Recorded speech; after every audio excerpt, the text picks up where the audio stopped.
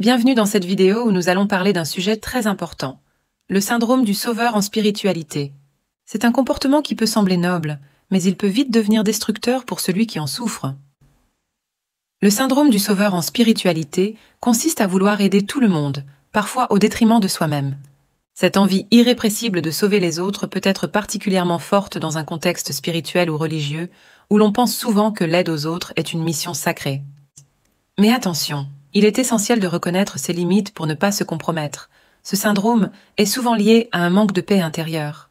Les personnes atteintes peuvent chercher à se sentir aimées ou acceptées en aidant les autres. Cela peut les pousser à ignorer le libre arbitre des autres, ce qui peut vite devenir problématique. Il est donc essentiel de comprendre pourquoi on veut toujours sauver les autres et ce que cela révèle sur nous-mêmes. Voyons maintenant quelques symptômes de l'éveil spirituel, souvent liés au syndrome du sauveur. Une personne en éveil spirituel peut ressentir un besoin d'authenticité, de compassion et être profondément touchée par la souffrance des autres. Elle peut aussi développer une hypersensibilité accrue, notamment dans ces 5 sens spirituels, comme l'intuition ou l'émotion. Cependant, cet éveil peut également amener à une surcharge émotionnelle, surtout si la personne n'arrive pas à trouver l'équilibre entre aider les autres et se protéger.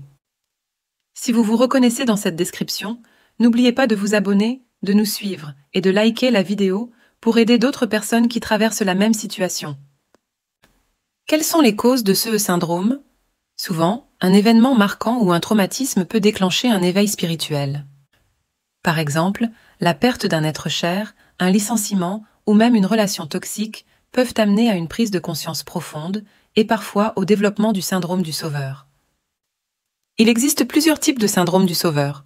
Le premier est le sauveur abîmé, une personne qui cherche à être admirée et reconnue pour compenser des blessures du passé. Ensuite, nous avons le sauveur emphatique, souvent présent dans les relations amoureuses. Ce type de sauveur veut réduire la distance avec son partenaire et peut même devenir contrôlant, par peur d'être abandonné. Enfin, il y a le sauveur terrorisant, une forme de sauveur toxique.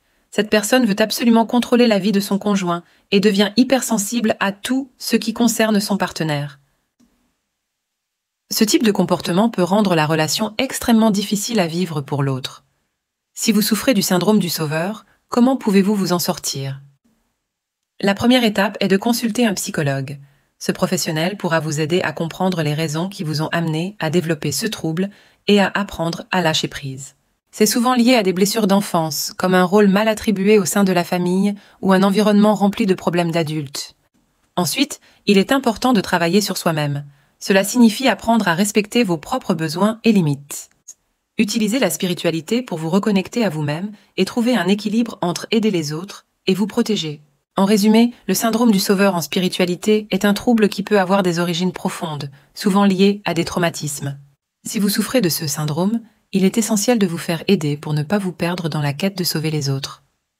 Vous méritez aussi de prendre soin de vous et de vivre en paix. Si vous vous reconnaissez dans cette description et avez besoin d'aide, n'hésitez pas à prendre rendez-vous pour une séance de coaching personnalisée sur notre site perversnarcissique.org/aide/coaching. Nos experts sont là pour vous guider et vous aider à retrouver l'équilibre dans votre vie. Merci d'avoir regardé cette vidéo. Abonnez-vous à la chaîne, suivez-nous et likez la vidéo pour que notre message puisse atteindre plus de personnes en difficulté. À très bientôt et prenez soin de vous.